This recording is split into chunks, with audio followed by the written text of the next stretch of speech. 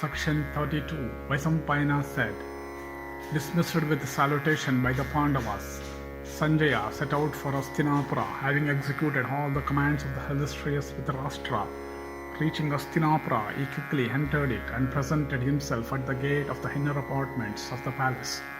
Addressing the porter, he said, O gatekeeper, say on to Dhritarashtra that I, Sanjaya, have just arrived, coming from the sons of Pandu.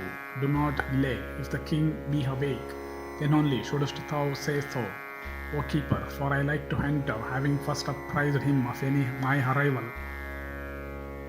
In the present instance, I have something of very great importance to communicate. Hearing this, the gatekeeper went to the king and addressed him, saying, O Lord of earth, I bow to thee. Sanjaya is at thy gates, desirous of seeing thee. He cometh bearing a message from the Pandavas. Issue your commands, O king, as to what he should do. The king said, Tell Sanjaya that I am happy and hale. Let him enter. Welcome to Sanjaya. I am always ready to receive him. Why should he stay outside, whose admission is never forbidden? Vaisampayana continued. Then with the king's permission, having entered that spacious apartment, the Suta's son with joined hands approached the royal son of Vichitravirya, who was protected by many wise, valiant and righteous persons, and who was then seated on his throne. And Sanjaya addressed him, saying, I am Sanjaya, O king, I bow unto thee. O chief of men, proceeding hence, I found the sons of Pandu, after having paid his salutations to thee. Pandu's sons, the intelligent Yudhishthira, inquired of thy welfare, and well pleased he also inquireth after thy sons, and asketh thee whether thou art happy with thy sons and grandsons, and friends and counselors, and O king, all those that depend upon thee.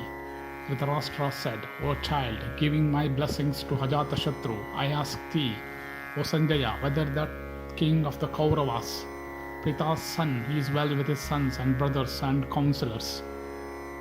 Sanjaya said, Pandu's son is well with his counselors. He desires possessions of that which he formerly had as his own.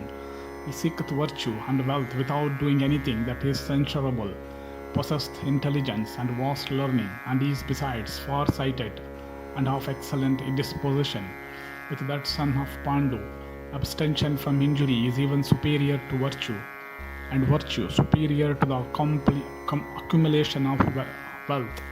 His mind, O Bharata, is always inclined to happiness and joy, and to such course of action as are virtuous and conducive to the higher ends of life, even like doll pulled his way, and that by threads man in this world moveth swayed by a force not his own. Beholding the sufferings of Yudhishthira, I regard the force of destiny to be superior to the effect of human exertion. Beholding again thy unworthy deeds, which besides being highly sinful and unspeakable, are sure to terminate in misery, it seemeth to me that one of thy nature winneth prize only so long as his able foe bideth his time, renouncing all sin, even as a serpent casteth off its worn-out slough, which it cannot any longer retain. The heroic Ajatashatru shineth in his natural perfection, leaving his load of sins to be borne by thee. Consider, O king, thy own acts which are contrary to both religion and profit, and to the behavior of those that are righteous. Thou hast, O king, earned a bad repute in this world, and will reap misery in the next. Obeying the counsels of thy son, thou hopest to enjoy this doubtful property, keeping them aloof. This unrighteous deed is loudly bruited about in the world. Therefore, O foremost of the Bharatas, this deed is unworthy of thee. Calamity overtaketh him who is deficient in wisdom, or who is of low birth, or who is cruel, or who cherisheth hostility for a long time, or who is not steady in Kshatriya virtues, or he is devoid of energy, or is of a bad disposition. In fact, him who hath such marks, it is by virtue of luck that a person taketh his birth in a good race, or becometh strong, or famous, or versed in various lore, or possessed the comforts of life, or becometh capable of subduing his senses, or discriminating virtue and vice that are always linked together, What person is there who attended upon by foremost of counselors, possessed of intelligence, capable of discriminating between virtue and vice in times of distress, not destitute of the rituals of religion, and retaining the use of all his faculties, would commit cruel deeds. These counselors, ever devoted to thy work, wait here, united together. Even this is their firm determination, viz. That the Pandavas are not to get back their share. The destruction of the Kurus, therefore, is certain to be brought about by the force of circumstances. If provoked by the offences Yudhishthira wisheth for misery to thee, then Kurus will be destroyed prematurely, while imparting all his sins to thee. The blame of that deed will be thine in this world. Indeed, what else is there, save the will of the gods? For Arjuna, the son of Pritha, living this world, ascended to the very heavens, and was honored there very greatly. This proves that individual exertion is nothing. There is no doubt as to this.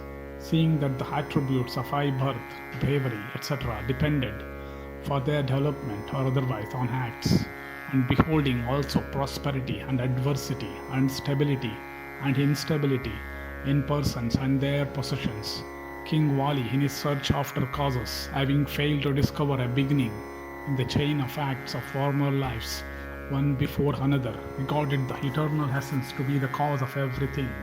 The eye, the ear, the nose, the touch, and the tongue, these are the doors of a person's knowledge. If desire be curbed, these would be gratified themselves. Therefore, cheerfully and without repining, one should control the senses. Others there are that think differently. They hold that if a person's acts are well applied, these must produce the desired result. Thus the child begot by the act of the mother and the father grows when duly tended with food and drink. Men in this world become subject to love and hate, pleasure and pain, praise and blame. Man is prized when he behaves honestly. Thee I blame, since these descension of the Bharatas, whose root thou art, will surely bring about the destruction of innumerable lives. If peace be not concluded, then through thy fault Arjuna will consume the Kurus like a blazing fire consuming a heap of dried grass. O ruler of men, thou alone of all the world, yielding to thy son, whom no restraints can bind, hadst regarded thyself as crowned with success, and abstained from avoiding dispute at the time of the match at a dice. Behold now the fruit of that weakness of thine, O monarch, by rejecting advisers that are faithful and accepting those that deserve no confidence. This extensive and prosperous empire, O son of Kuru, thou art unable to retain owing to thy weakness. Wearied by my fast journey, and very much fatigued, I solicit thy permission to go to bed now. O lion of men, for tomorrow morning will the Kurus assemble together in the council hall, hear the words of Ajatashatru. Thus endeth section 32 of the Sainyodyoga Parva of the Udyoga Parva